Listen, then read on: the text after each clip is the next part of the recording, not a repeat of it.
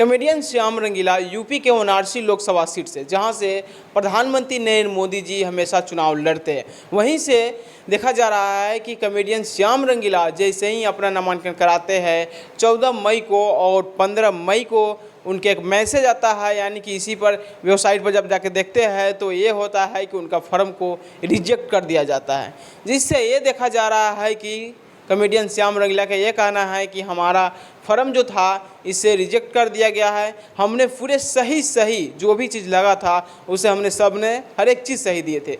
आपको बता दें कि कॉमेडियन श्याम रंगीला का ये भी कहना है कि अगर मेरा ये फॉर्म रिजेक्ट कर दिया गया है, कई ऐसे सबूत था जिसमें दिखाया जा रहा है कि इसी के द्वारा, यानी कि इलेक्शन कमिश्नर के द्वारा जो ये फॉर्म रिजेक्ट कर दिया गया है, यानी कर्मचारी के द्वारा, उसमें यह दिखाया जा रहा है कि शपथ पत्र नहीं रहने के कारण कॉमेडियन श्याम रंगीला का फॉर्म को रिजेक्ट कर दिया गया है, यानी कि अब वो वाराणसी लोकसभा सीट से चुनाव नहीं लड़ सकते हैं। यानी कि 14 मई तक ही डेट था वहां से नामांकन कराने के लिए। प्रधानमंत्री नामांकन वहां से करा चुके हैं। उसके बाद देखा जाता है कि कॉमेडियन श्याम रंगीला वहां से वाराणसी लोकसभा सीट से चुनाव लड़ने के लिए तैयार हो गए थे, पर उनका ये होता है कि अब कॉमेडियन श्याम रंगीला का फॉर्म अब रिजेक्ट हो गया है और वो वाराणसी लोकसभा सीट से चुनाव नहीं लड़ सकते हैं। ये लोकतंत्र को ख़त्म करना चाहते हैं।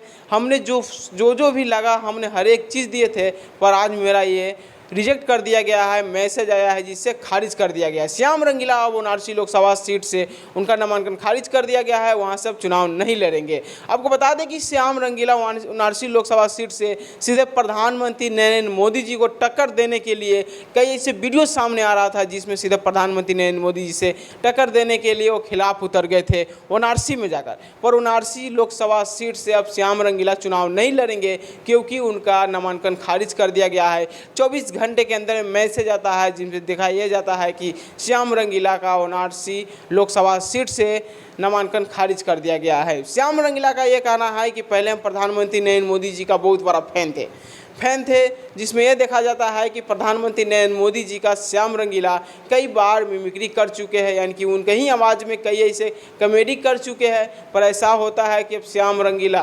प्रधानमंत्री नरेंद्र मोदी जी के खिलाफ चुनाव लड़ने के लिए बनारस में जाते हैं, वाराणसी लोकसभा सीट से चुनाव लड़ने के लिए चाहते हैं। और कई दिन यानी कि 13 मई से 14 और 12 तक आदमी दौड़ते हैं। उसके बाद 14 मई को शाम को बजे डॉक्यूमेंट लिया जाता है और सब कुछ देख लिया जाता है। पर श्याम रंगीला को एक दिन भी टाइम नहीं मिलता है। 13 मई को 3 बजे लिया जाता है और 8 बजे तक नामांकन उनका पूरा हो जाता है।